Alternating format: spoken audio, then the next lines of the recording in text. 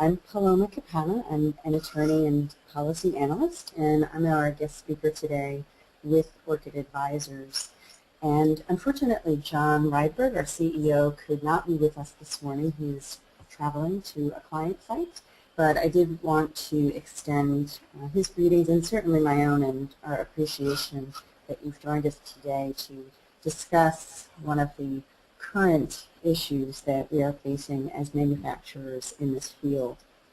I would also like to introduce Maggie. She's with us today, our newest team member at Orchid Advisors, and she will be helping me with all things technical, certainly very capable. So if any issues crop up, please do feel free to give a shout or use that chat feature, and I'm sure that we can work through any technical issues that might occur during the presentation.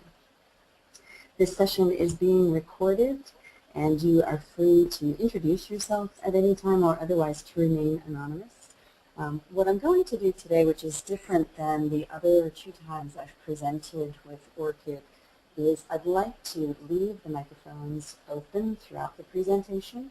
You certainly have control to mute or unmute yourself, but what I'd like to encourage, because of our group size today, is whatever conversation, discussion, question, if there is something that I am explaining that is not clear, feel free to talk up, and let's see if we can't really start getting into some of these issues in the true spirit of a roundtable, even though we're in a virtual setting.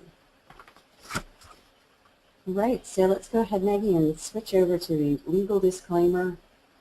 As of course, you have to be sure to get through the legal speak.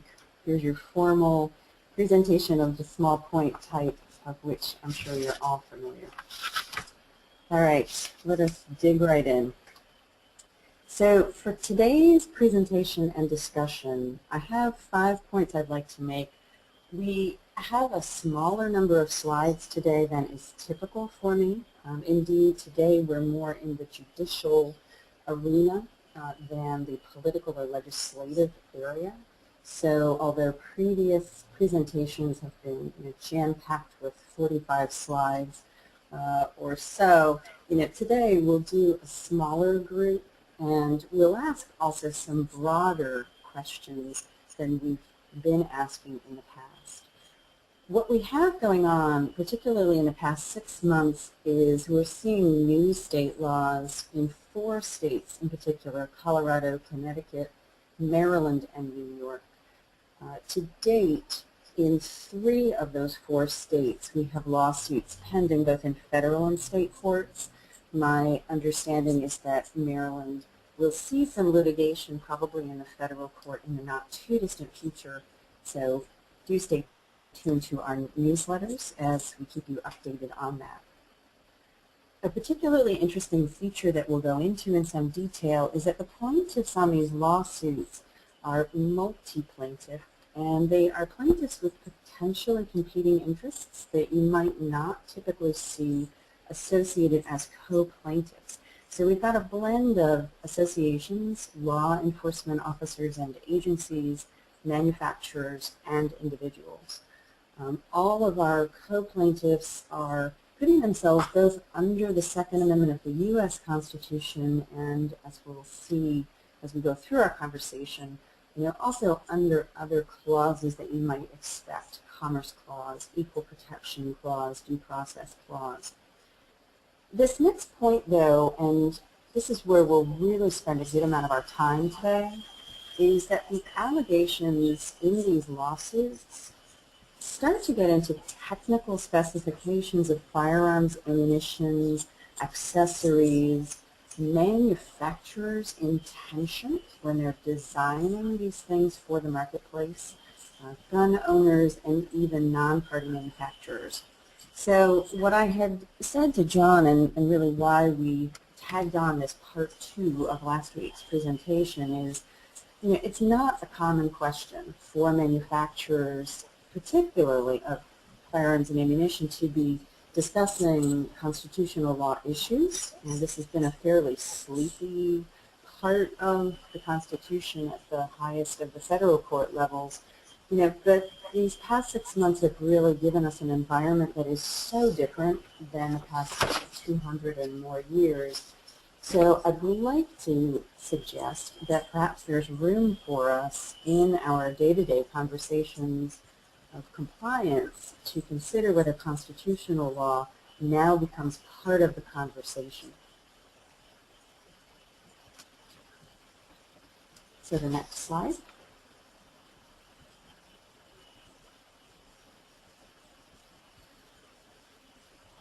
So an overview of the 4 questions that I'm trying to frame as practical questions. Constitutional law, not always the most practical approach, but what is your approach to an analysis of constitutional law issues that can impact your company? What role does litigation play at your company? What value might litigation hold for your company? And what risk could, if you will, I'll put in parentheses, could the current litigation, stay tuned for other lawsuits, present for the industry as a whole? This last question really comes up because we have so many unanswered questions at the U.S. Supreme Court level about the Second Amendment that we really have to ask the question of what outcomes might we find somewhere downstream if we end up with some judicial activism from the bench actually tackling those questions. Just a little reminder that through Orchid Advisors, we have a number of resources that are available to you. If you do not already have a subscription or a free 30-day subscription, do feel free to just pop over to our website and get a free 30-day login. And you'll find there the archives from previous roundtables, this being, in a sense, part 3 of the evolving conversation. And also a firearms library with very specialized research materials, one aspect of which I'll be talking about today, this manufacturer's table of contents, which are specialty documents that I've been writing to accompany things like the complaints in the pending lawsuits. And also our advisories and alerts archive, and certainly our blogs. So just a 2-slide recap quickly of what we talked about in depth last week. So in the past 6 months, we've got 4 states that have passed legislation. You see here also their signing dates ranging from January 16 through to May 16, so fairly recent. And also, just to recap, these are on the left, the topics with the yellow highlight where we see legislation coming through, and then just a smattering of how you see those topics may differ from one state to the next, but nonetheless all aspects that we might think about in the manufacturing field in this arena are being hit upon by the new statutes. All right, so let's take one step back. Historically, I can pretty much sum it up in one sentence.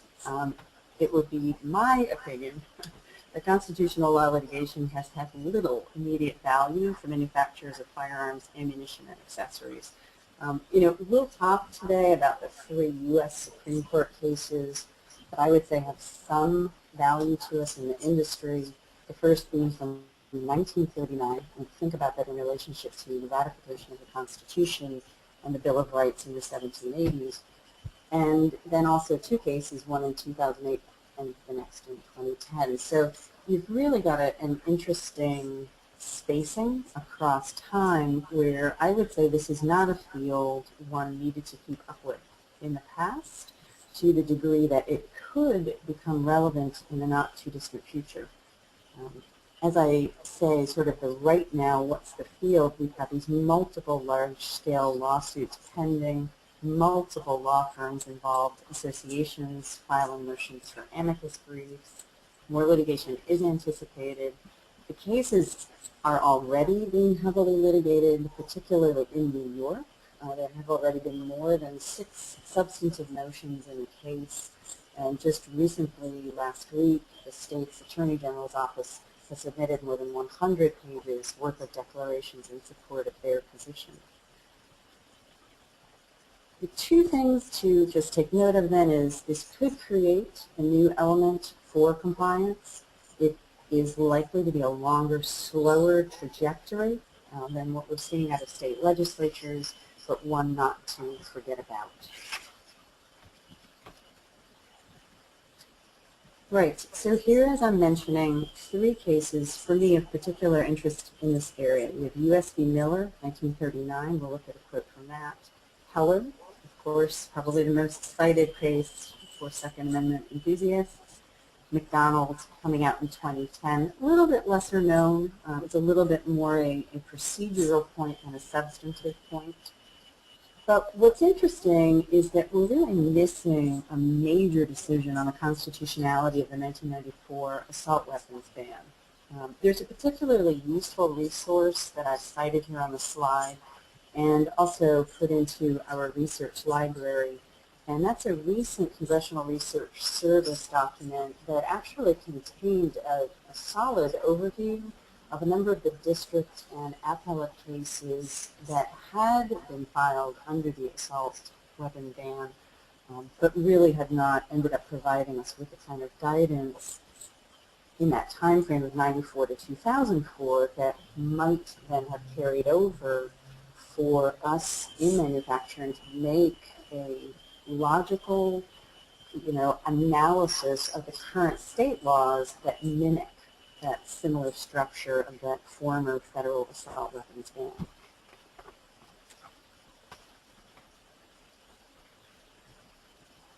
So let's take a look at the language from Miller. This being the 1939 case, a criminal defense case. At that, two gentlemen crossing state lines without proper documentation for firearms. Here you see, even in 1939, what we might consider to be a little bit antiquated of a language, in the absence of any evidence tending to show that possession or use of a shotgun having a barrel less than 18 inches in length at this time has some reasonable relationship to the preservation or efficiency of a well-regulated militia. It's funny how you can look at court cases and really focus yourself on so few words, but it's often how these decisions turn. If you're not an attorney, and certainly any number of folks in the compliance and management and ownership and boardroom group are not attorneys, it might surprise you to think that there's a lengthy decision, and certainly Heller and McDonald being huge decisions. You're looking at more than 100 pages and multiple judges, and yes, there's a majority opinion, but you're really looking for those little kernels. We go from Miller in 1939 really all the way forward to Heller, which on the next slide, in its conversation, then reaches back to that old Miller decision to start to give the court's interpretation of Miller. Miller stands only for the proposition that the Second Amendment right, whatever its nature, extends only to certain types of weapons. This is the phrase that pays in terms of what we have to think about in manufacturing as the cue from the United States Supreme Court, and I believe certainly whether it's 2008 or 2013, we're going to find a similar judicial philosophy going on there, that the interpretation is highly unlikely to be that the Second Amendment will permit any and all firearms that one could possibly imagine, design, and engineer to actually go out into that stream of commerce for civilian use and enjoy 100% Second Amendment protection. These Second Amendment cases tend to have a little bit of conversation of, well, free speech under the First Amendment is not absolute, so how could one expect the Second Amendment to be absolute? And indeed, if I were going to make a comparison, to me the current moment of lawsuits coming up and the types of state statutes we're seeing is very much akin to the kinds of free speech cases that were working their way through the federal court system, including the United States Supreme Court, in the 1910s, in the 1920s, at that time when World War I is breaking out and there's this whole question of who gets to say what, when, and in which language, interestingly enough. Going forward to McDonald, you see McDonald then reaching back to Heller. Self-defense is a basic right recognized by many legal systems from ancient times to the present day, and in Heller we held individual self-defense as a central component of the Second Amendment right.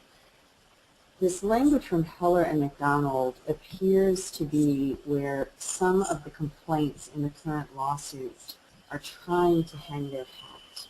As we look at some of those allegations in just a moment, you'll start to see language surrounding millions of guns in use for hunting, millions of guns in use for self-defense in a typical American household.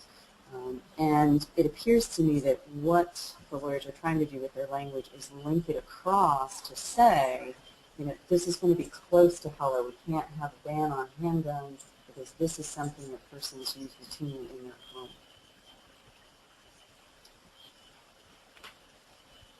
So if I give you just an overview of how the federal cases are structured, they appear to have four main points going on. The primary claim in all of the cases certainly links into the Second Amendment, in spite of the fact that we have these blended plaintiffs that include manufacturers. The emphasis is on individual persons and their individual civil liberties. The second point is trying to fit products under a common use heading and the language of millions of, which I just mentioned. There's also an effort to define the reasonable gun owner. At law, we use this phrase, the reasonable man, and typically that's in connection with tort cases to try to say what is reasonable behavior and when is there a deviation from that reasonable behavior proximately causing an injury to someone else.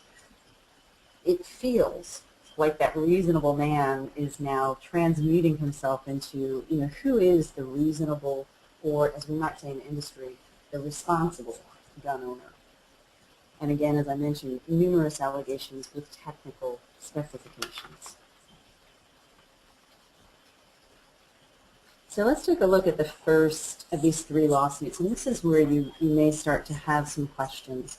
So here on the screen, I've taken some excerpts out of the manufacturer's table of contents that I've put with each of the actual complaints that were filed in these federal lawsuits into the Orchid Advisors research library.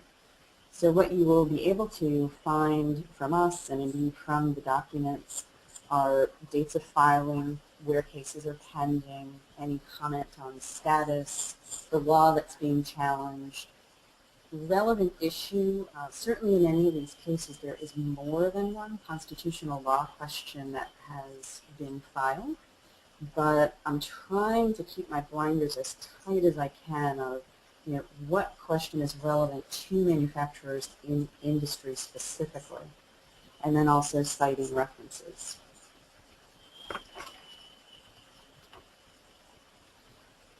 Cook includes actually a manufacturer plaintiff, Magpul Industries.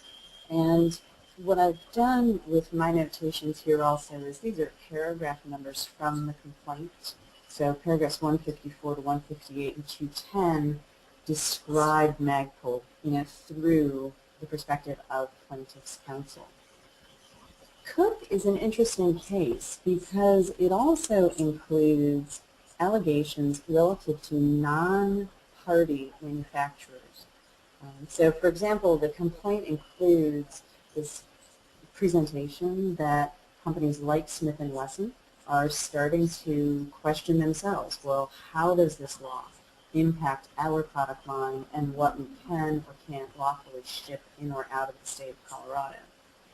It's also a complaint that includes technical diagrams in its appendix for two particular firearms, one from Ruger and one from Remington.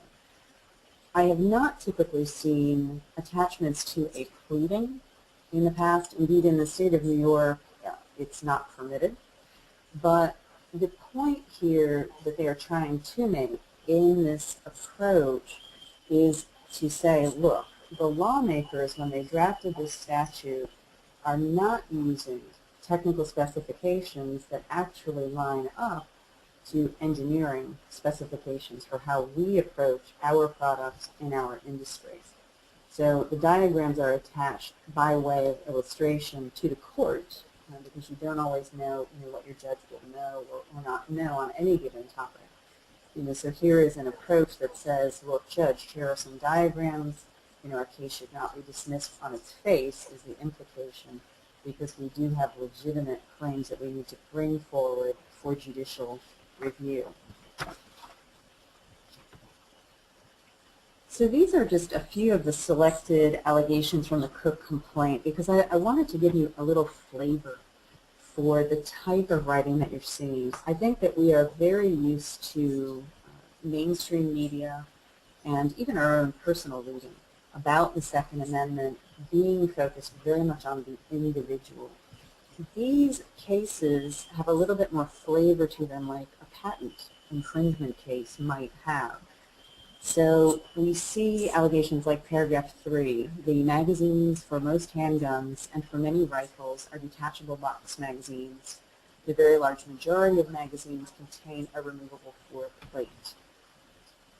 Some of these allegations I've selected for our PowerPoint today are really designed to both expose you for the few minutes that we're together in case you don't get to read the full complaint, but also to try to get you thinking and talking about whether the juxtaposition of technical commentary with what could be argued as editorial, right? So the first sentence there, magazines for, but then the word most is going to be an opinion that would have to be supported. So it's not phrased as the magazines for handguns and rifles can be in a detachable box format. They're really trying, again, to loop the technical together with the common usage language from Heller and from McDonald. This notion about whether magazines can be readily converted and by who and with what tools and for what amount of time also comes through in these complaints. What's interesting is that the 3 lawsuits seem to take a very different view. In one lawsuit, we're seeing the approach that this notion that magazines can be converted as something that can be done by just about any person easily and with readily available parts and tools. In another lawsuit, you'll see the language that this kind of conversion is very difficult and can't be undertaken. So even though we only have 3 of these federal lawsuits available, if we get one or more that end up joined together or in the same term before the United States Supreme Court, basis their original pleadings, which is how the paperwork goes up, already we have questions as to, well, who is your average gun owner and can they or can't they actually engage in some of these activities basis the products which are available on the market. Turning to the next slide on Cook, part of what you also see in these complaints are allegations relative to the marketplace of products. Paragraph 13, for example, 82% of handguns and at least 1/3 of rifles currently manufactured in the United States are semi-automatic. None of the complaints give citations for any of the statistics or other quote-unquote subjective but maybe can be demonstrated numbers or their words like most, many, few, and so forth of qualifiers. So at least in terms of my own annotated copies of each of these complaints, part of what I'm curious to get after are some of the statistics and the approach undertaken by the different law offices. I have found it very difficult to consistently locate the kind of statistical research on the industry that might allow, sort of a more of an economist view of the numbers for the industry. But nonetheless, when you see allegations like paragraph 16, and of which there are at least 4 million in the U.S. today of the AR-15 rifle. Paragraph 17, likewise in the millions. Paragraph 19, in the tens of millions. Paragraph 30, tens of millions of rifles and handguns in common use for self-defense. Here's the tension that ends up getting created. I mean, certainly for a litigator, you've got to prove what you're alleging, so there's that issue needing to be surmounted.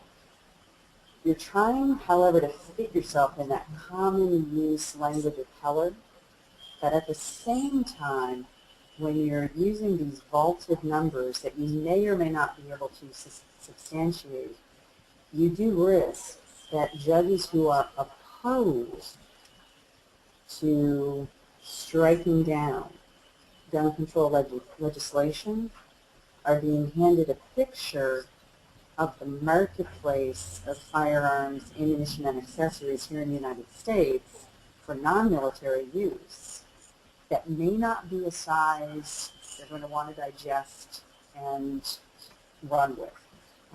Just consider that tension, if you will, because when you're crafting these types of arguments, you've got to consider that ultimately, if you really run your distance, you're in front of a panel of 9 judges, and in the last 48 hours, we watched them come down with more 5-4 decisions than would certainly have been the case, even just 4 decades ago when the court strove very hard to reach unanimous decisions. I think the days of sort of moderate mediation on the bench are limited. So, you're looking for that one judge that's going to swing back and forth, and if the data is not statistically quantifiable in a manner that ultimately helps the presentation, you may have set the litigation off on a bit of a hazardous foot. The next filed case is similar. We've got Shue versus Malloy here in the state of Connecticut. And here we have not just the question of magazines, but also a question of whether prohibiting commonly used, language again, rifles, handguns, and shotguns is unconstitutional under the U.S. Constitution. This particular complaint was very specific in its approach to the list of prohibited firearms in the state of Connecticut. So the list of referenced manufacturers is longer, and certainly also touches upon firearms that are banned not only in Connecticut, but also under other state lists. So it does create an interesting question.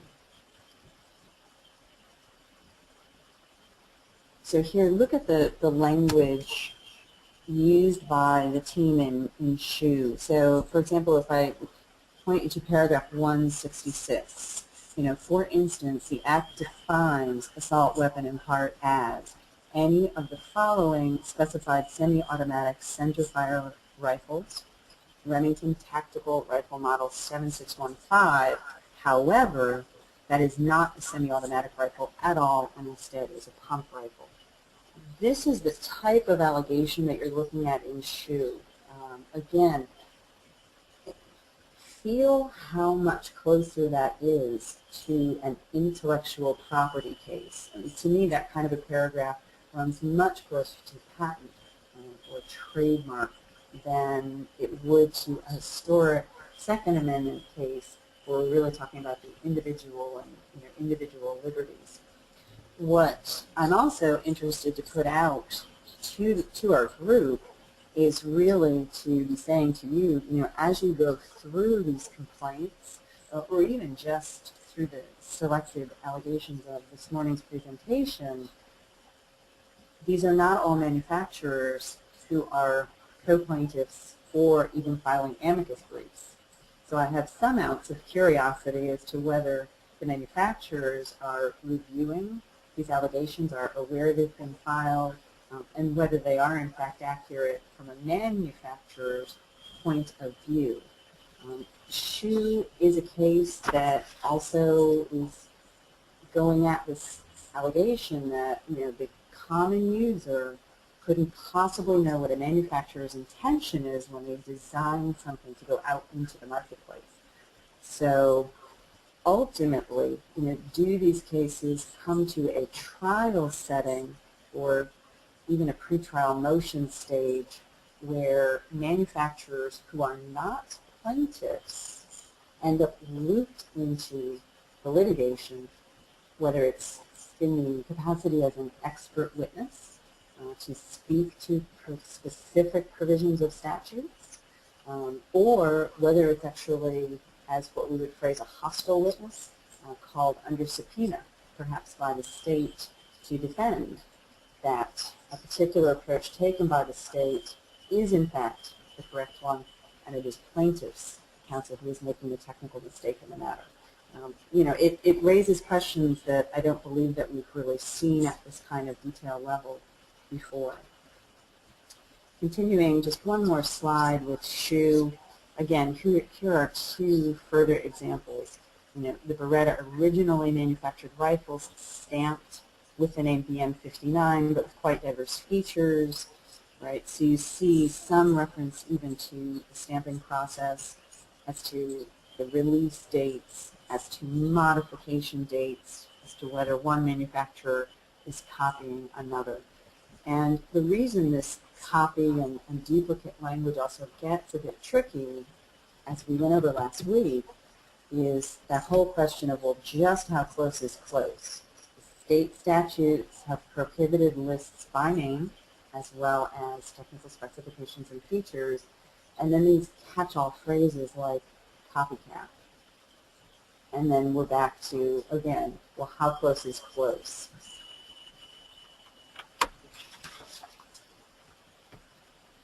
Before we touch into this third lawsuit in New York, is anybody having any questions? Have any of you looked at the pleadings or other documents in these cases, or is this pretty much a first exposure for the folks who are on the call?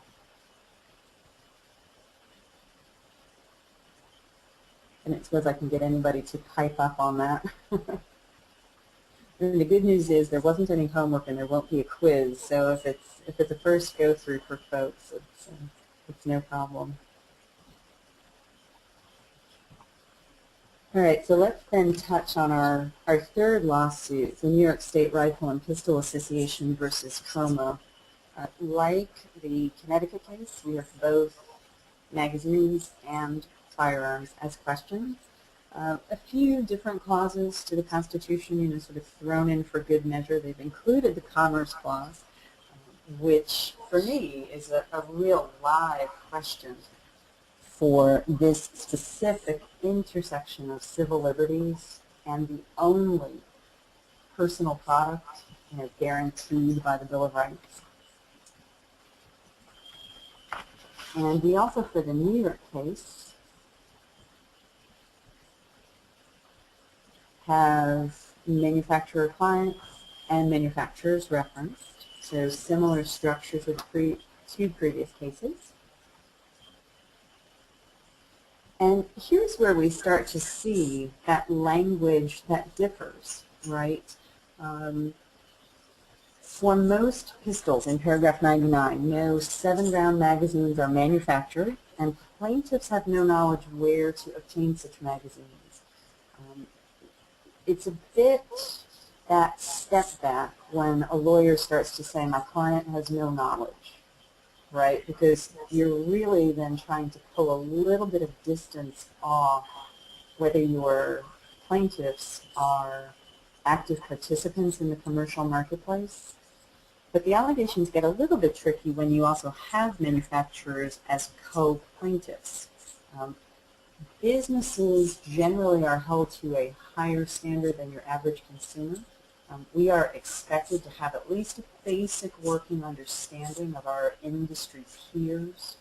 So this is where you start to feel a little bit of that tension of, will these allegations in multi-plaintiff lawsuits actually hold true for all parties? Paragraph 99, nor do plaintiffs know how to convert magazines in higher capacities to magazines in lower capacity. Well, I hope that the manufacturing clients would have some idea of how to go about that, right? It's tricky with the variety of interests that are brought together in these suits. But again, I'm back to that question I posed earlier. If we're standing in New York, as opposed to standing in Colorado or Connecticut, here the attorneys are really saying that your average gun owner has a lesser degree of technical sophistication. And so in the absence of a manufacturer specifically providing our New York consumer with this specialized size of a magazine in response to a New York statute, our New York hunter, our New York homeowner cannot use their firearm. The logic is there to, again, be trying to tie it to Heller, because the lawyers are saying this is a de facto, D-E-F-A-C-T-O, a de facto ban on more firearms than the statute would lead you to believe. In other words, Judge, the legislature has cast their net so far that we are now into the land of United States Supreme Court cases that actually fall under the Equal Protection Clause. Cases like Yick Woe, where a laundromat owner, was of a particular ethnic descent, and although the fee for continuing to have his laundromat license was only a few dollars, in that case the lawyers were able to successfully argue, no, it acted as a ban on all poor immigrant laundromat owners because they couldn't make the fee, whereas laundromat owners in more wealthy sort of suburban areas, were able to make the fee payment and continue their business. This has that sort of feeling underneath it of that vein of cases. Paragraph 116 there at the bottom of the page, just another one to point out, here again is an assertion that is going to be more subjective than objective, and predictably will have conflicting testimony. None of the above assault weapons none of the above assault weapon features makes a rifle, shotgun, or pistol more powerful or dangerous. Again, the particular specifications can go on the numbers, can go on the details, can go on the engineering diagrams. At the point that we cross over into a differentiation between a responsible gun owner and a criminal, and we're trying to speak to where the judge may be trying to balance the interests of society against the interest of the individual strictly on a civil rights basis, you're then in a completely different zone than you would be if we were under the Commerce Clause, for example, where we're trying to say, these are features in demand, we have a free market society, there's no particular reason why we shouldn't be able to meet consumer demand. So, notice how with these multi-plaintiff lawsuits, the individual allegations as written might have been cast slightly differently if we had a suit, for example, with purely manufacturing plaintiffs focusing on the issues from a manufacturing perspective. All right, so having been fairly esoteric, it's just one of those problems. When you get into constitutional law, you're really, I've been accused of getting more philosophical than practical, but I think it's the nature of the beast, right? The U.S. Supreme Court's going to take 110, 115 cases a year, right? There are only so few, but this happens to be a really hot area where we may end up with the kinds of conflicting decisions from one state to another that could really bring us yet a third or more Second Amendment case within a very short window of time. And, so I think it is something to consider. I tried to come up with 4 connections to compliance to make this just a little bit more tangible for the day-to-day setting. With whom do you analyze legal issues affecting your company? And then it was sort of a ... and is anybody talking about constitutional law issues? I think for the most part I'm just as happy when I'm introduced, if somebody says something like, oh, she's a really good photographer, that's fine. We can stop there because people think that's cool and lovely, and it's a little easier than when people say, oh, and she's an attorney, and you sort of see that frown. So, I know in many respects the conversation with counsel, even in-house counsel, is not necessarily one that feels comfortable to people, let alone when we sort of drift into constitutional law. But what I tried to suggest with just this sort of list is that you may find differences of opinion on exactly the same complaints, lawsuits, constitutional law issues, depending on who you're talking to. So it might be worth taking into consideration whether you expand that conversation outside of a typical box. Does in-house counsel have litigation experience or not? Does your private firm have specialized experience in this area? Are you speaking with a private firm that is generalist? Does the compliance team have any attorneys involved? There is something extra that gets infused into the conversation is, the only just practical comment I'm sort of throwing up into the air that you might want to consider given the current climate. Question number 2, is there a role for constitutional law issues in the analysis of legal issues impacting your company? It could be that if I had given you this question a year ago, A, nobody would have signed up, and B, folks would have said, well, she should just be off in law school, teaching to students and pontificating at the ivory tower. But here's the thing, I'm watching the same headlines go by. I know you're having the same conversations that we're having. Do you leave the state? Do you modify product lines? Are you adapting your compliance approach to meet the additional demands that are being made for stamping, for record keeping, for even the frequency with which state inspectors can be coming to your company?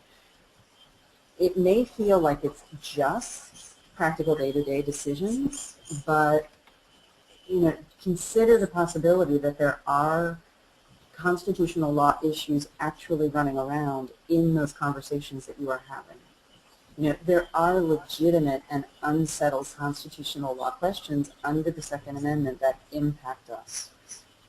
It is a non-standard analytic.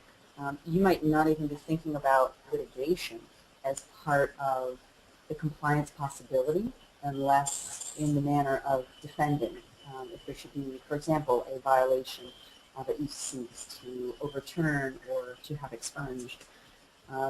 But constitutional law cases take on an even different metric than a standard, are we going to court to seek an injunction, or for that matter, when doing research, to seek an Article 78 to gain access to government materials. So, put that out there in your compliance file folder of, if you have the time or you have the energy or interest, it might be worth also to bring that part of the conversation into the room to get exposed to it and to consider what the options are. Several companies now are plaintiffs, and as I say, I do think that there is the possibility that other companies will end up participating in the litigation voluntarily or otherwise.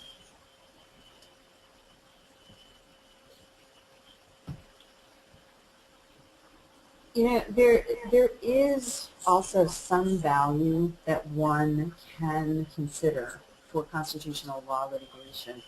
I would leave it to you to sort of fill in the blank right? People who pursue these types of cases, who really take them up from the beginning with a commitment to making an impact on our interpretation of the Constitution and how it might impact our entire country, fill in their own reasons, commitment to, what could it be? Political activism, different than political action committees or grassroots or grass tops activities. For at least two of the plaintiffs in these lawsuits, I would readily submit that all you have to do is go through their websites, their Facebook pages, LinkedIn, and so forth, and they're actually making this part of the branding for the company in the marketplace. And they are speaking directly to their consumers that they are in it because of you. It can also be an organic extension of an already existing business philosophy or company culture. All right, this particular slide, and we really could do just a whole separate session on this. What risk could litigation present for the industry?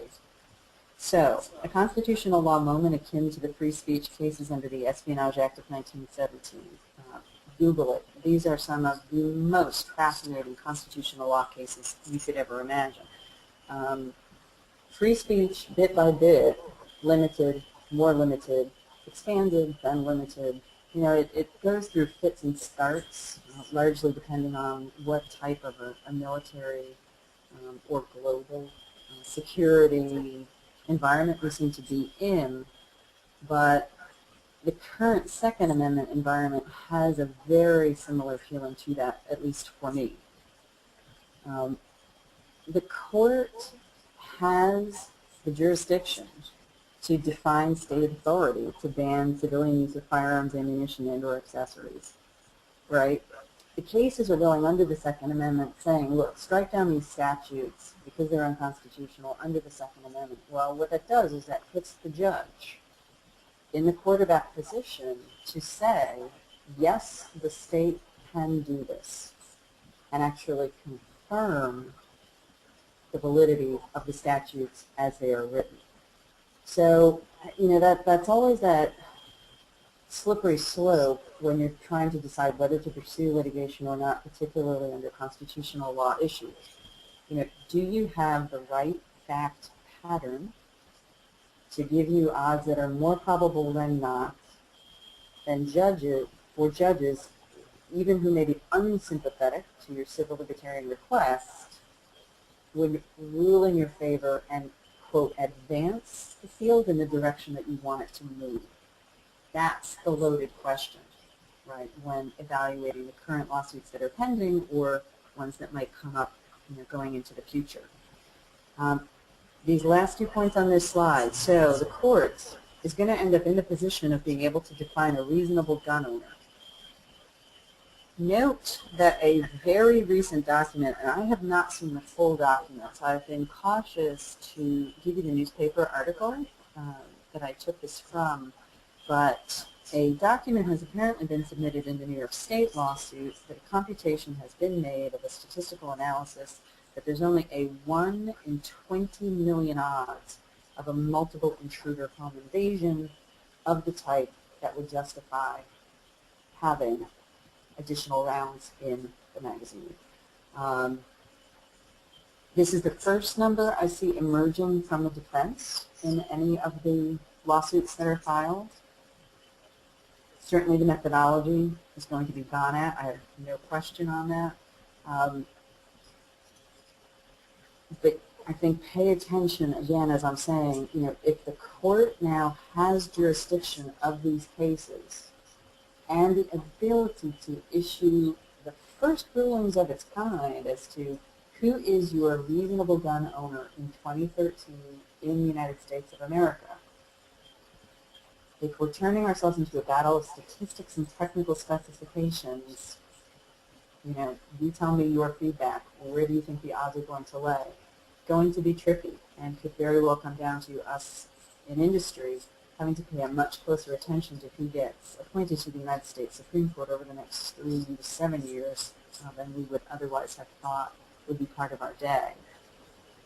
Likewise, the court is going to be in a position to decipher manufacturers' intentions. Will the judge be saying it's a product, like any other product, with a company that is completely emotionally detached from the impact of any of their products in the marketplace? You can look at cases about swimming pools. You can look at cases about children's toys that can be swallowed. You can look at any number of other products in the marketplace that are not firearms and ammunition and have judges making the same and similar reviews of how they think a corporation or an industry is behaving relative to the American consumer and society at large. But I think there are not enough even lower court cases that have commented on the industry to capture the history and spirit that we know from being in the industry for me to be able to pull out enough quotes and feel comfortable and say, yes, I know that there is a history within the American judiciary of really understanding what our firearms tradition is all about. There are cases relative to individuals. There are cases relative to the American frontier and, our persons just standing up to be part of defense. But are we really comfortable that we have cases that have already established who we are as an industry going into this type of litigation? In other words, have we got the kind of precedents that we would like to have so that we can be building on them in these kinds of decisions? All right, so how do I sum this up? Hopefully I haven't taken you all too far down the road of, constitutional law, which tends to go in every which direction before sort of coming back to center. What I would say in terms of center thought, so current political and legislative environment includes the topic of constitutional law litigation relative to manufacturers of firearms and ammunition. I'm not necessarily saying anything you don't know, but I'm putting it a little bit more concretely before you. There are several cases already underway. There is an opportunity, for sure, for constitutional law arguments with increased statistical odds of becoming one of those 115 or so cases per term and being what we call a watershed case. In other words, becoming a case like Heller that is a common household name. I think there's no question that if you were ever thinking about constitutional law litigation, now is the time to actually have a concrete conversation on point. Just beware. And I suppose for those of you who have been with me for the 3 seminars I've put on, I've always got that, piece of Chicken Little coming along of, beware that the sky may also fall, because as soon as you turn authority over to a judge to make a decision, or a panel of judges to make a decision, with opportunity comes risk that the judges do not rule in your favor. And if I had to prognosticate in my magic crystal ball over here, what's the highest risk that we are facing? It's that we get a really hot bench who decides to actually modify the fundamental approach to non-military firearms, ammunition, and accessories. In other words, they take a look at these statutes, which contain elements of technical specifications, lists of particular firearms by manufacturer and type, and also the notion of copycats. And the bench says, you know what, here's how it really needs to be approached.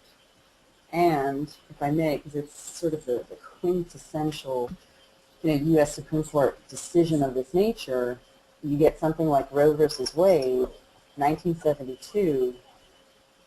What has Congress done since?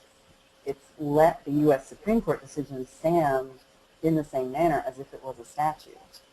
So, I think that's that sort of flip side of, with opportunity comes risk. So then we're back to, what fact patterns do we have available that we can work from that might actually reduce the risk and increase the opportunity. So do let me know if you have questions. Certainly you're always welcome to call, email. Our contact information is on the website. I've met a number of you at SHOT and down at the NRA annual convention, so you're not strangers in any sense of the phrase. Do feel free to give a shout, and let me know what's on your mind, how you're approaching things, and how we might be able to help. All right? Thanks very much, everybody, for attending, and have a great summer.